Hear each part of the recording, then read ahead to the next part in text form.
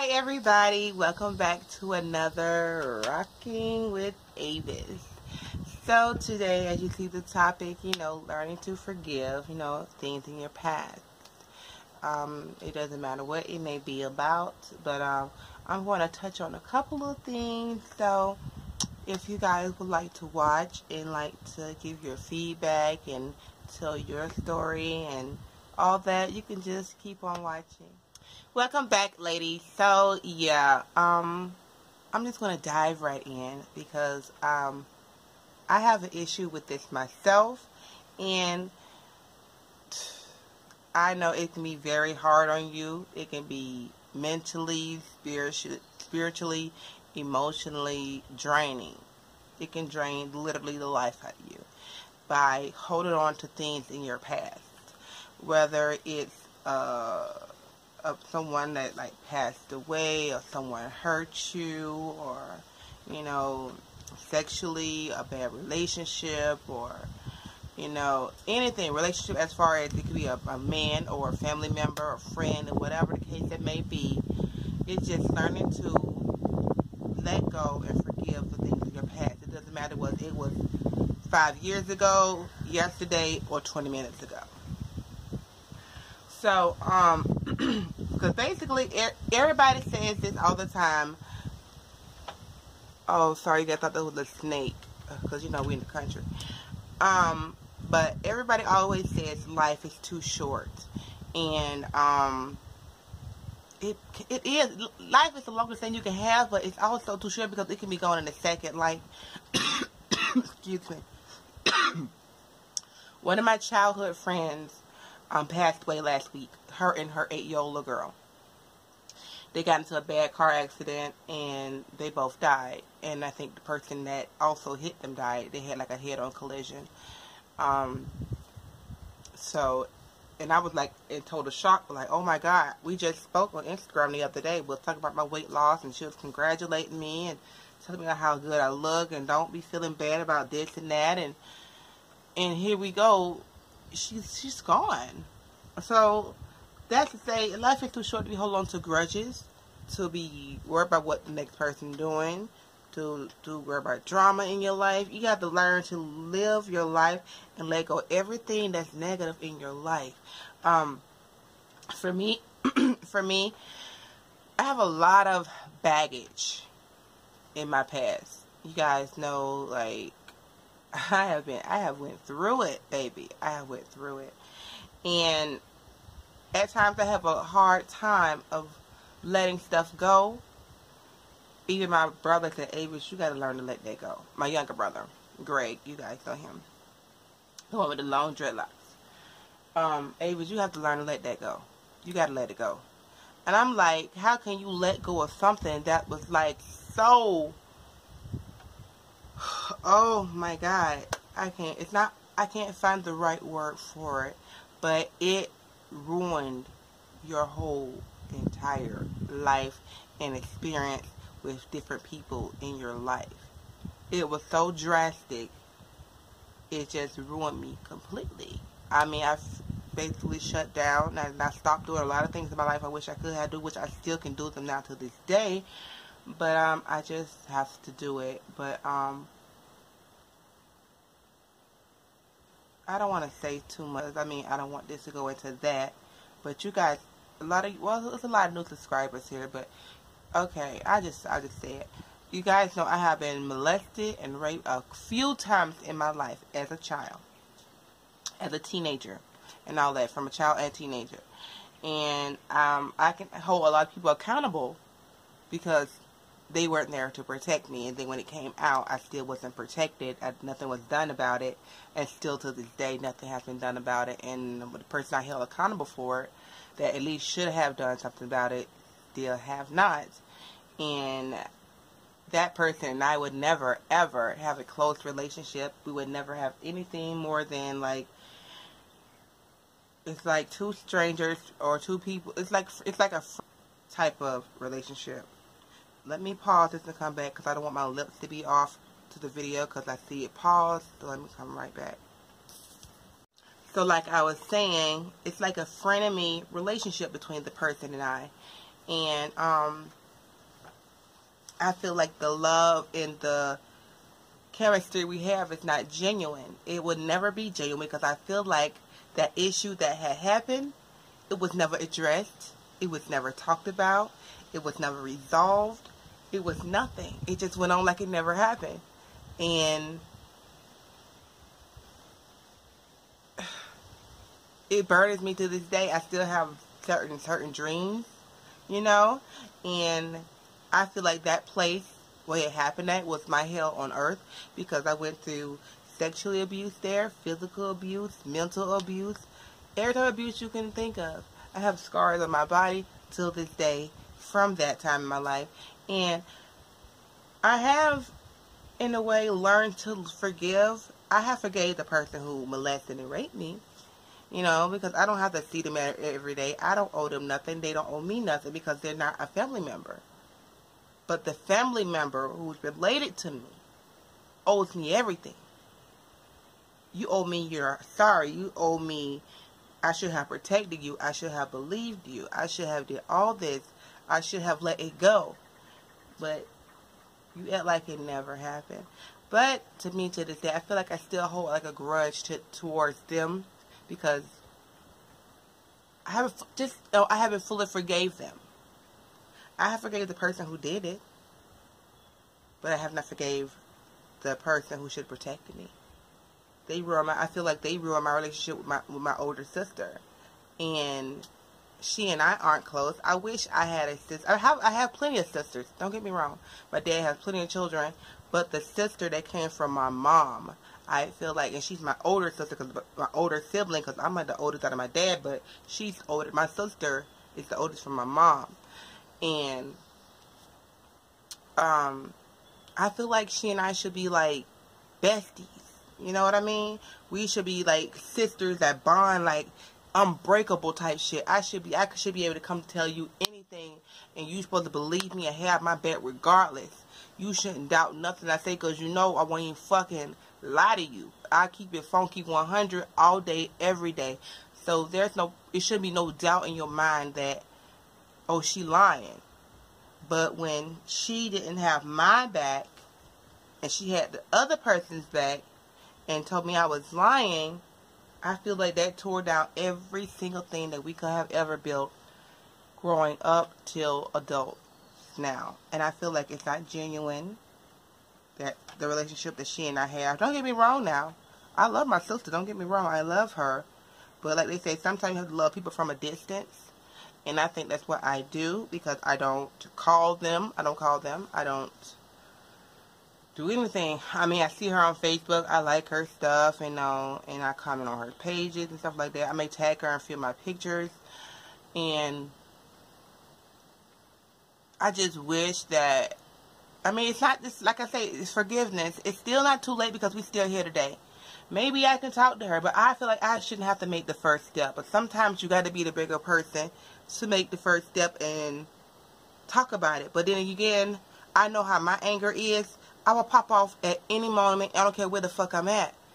If you anger me that much, and I feel like I'm getting frustrated, and I can feel the conversation going to take a turn, and I feel like, okay, you not believing me, I'm going to try to walk away. But when I know if I sit there in my car too long or whatever, or we just sit in that spot, I say, no, bitch, you just got to turn the fuck up, like I did this weekend on Saturday. And I felt bad about what I did this Saturday, and I apologized to the person because I turned up on 2 people, and I choked somebody I should never choked.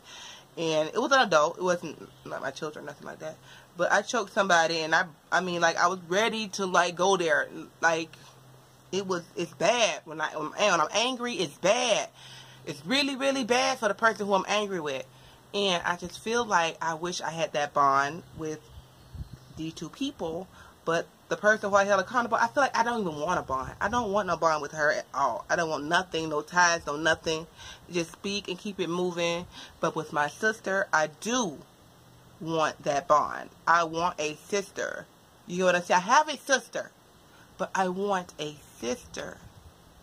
You know what I'm saying? I want to be able to get on the phone and call you and tell you about my day, or just like, girl, guess what Rome did, or okay, let's plan a trip. Me and you can go out of town, just us, just to be booed up or something.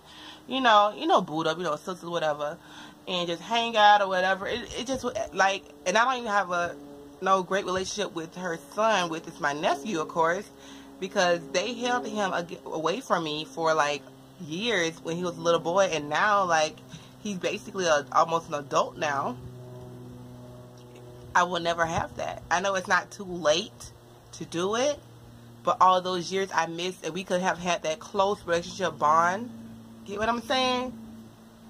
It's like I can never get that back.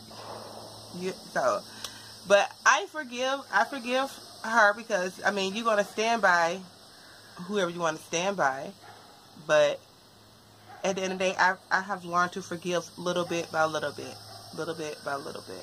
and just like with my husband, like in the past, and like with me, when I fucked up, he forgave me like it was nothing. Like it was nothing to him. He forgave me, kept it moving, never bring it back up. And it hurted him, of course. He cried. He cried behind my back and all this shit. And like why the fuck I keep doing things I was doing. This was before we was married, of course. But I don't know why I do those things. And I know when I was a teenager, I was very promiscuous. And I know because I was just searching for love. I was looking for like acceptance in a man, because my father was not there for me. He says he was there. No, you weren't there. No, what you did was pick me up and take me to your mother's house, which is where I'm at now, in the country, to my grandma's house. That's what you did. You was never there for me physically, emotionally, or anything. You may have brought me something to eat here and there. May have bought me some things for Christmas. I don't want that material shit. I want that bond. I want that love. I want that affection. I want you to sit down and talk to me about men. I always tell you to talk to me about relationships and all this stuff. And let's go on trips with each other. Me and you and my brothers and sisters. Shit like that. But no, you want to chase pussy and pay for pussy and everything else you want to do. But I'm sorry, I gotta keep it 100. I know you a fuck about how nobody feelings, they get mad or whatever. I don't care. I tell it to people's face, their face. They know it. I don't give a shit. Okay? When it comes to me and my feelings, and I know I have to live my life. That's why I try to live my best life, as they call it now, for my kids. I keep it real with my children. Anything they want to tell if you got something to tell your mama, whether it's horrible or not, or you feel the type of way, or I hurt your feelings, you fucking come to me. And if you come to me and tell me, because I'm not so big or whatever on your level, I'm the adult and I'm your mother, I'm not too grown to tell you, Mama, sorry if I hurt your feelings. That was not my intention. You get what I'm saying? No one should be too small to tell you that feeling. You feel like you're on such a high level, you cannot reach down and tell somebody you sorry. Me and my granddad, we had to suck that shit up this morning. We hugged it out and he told me, come here, let me talk to you. He said he was sorry for whatever he did and said. I said, I'm sorry too. I said, I didn't mean the shit I said. I meant it at the time because I was mad. But honestly, I'm sorry. I don't truly mean it, but at the time I meant it. Because you pissed me off.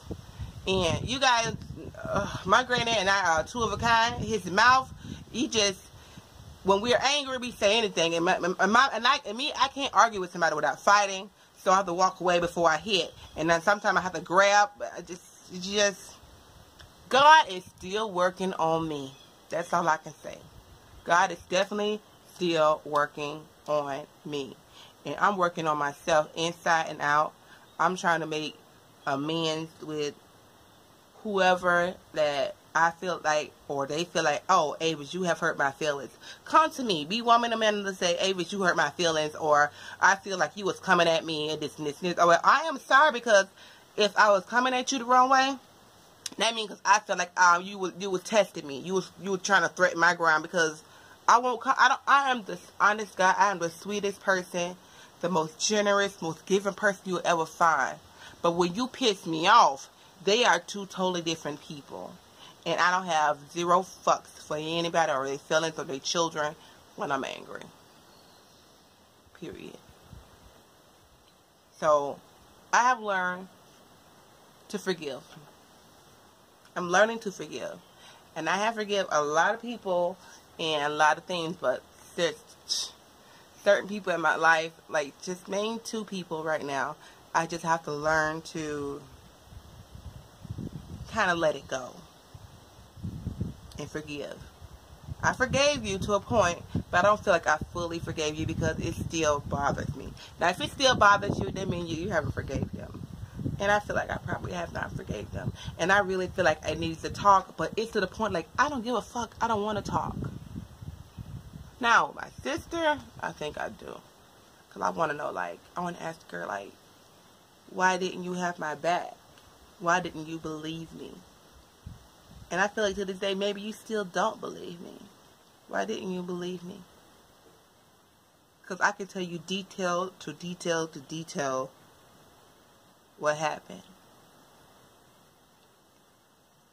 And to this day, I hate that Rome smoked cigarettes. And when he get home, he tried to hide it from me by putting Listerine in his mouth. So I can't smell it. Which, you know, I got a hound dog nose. I smell it.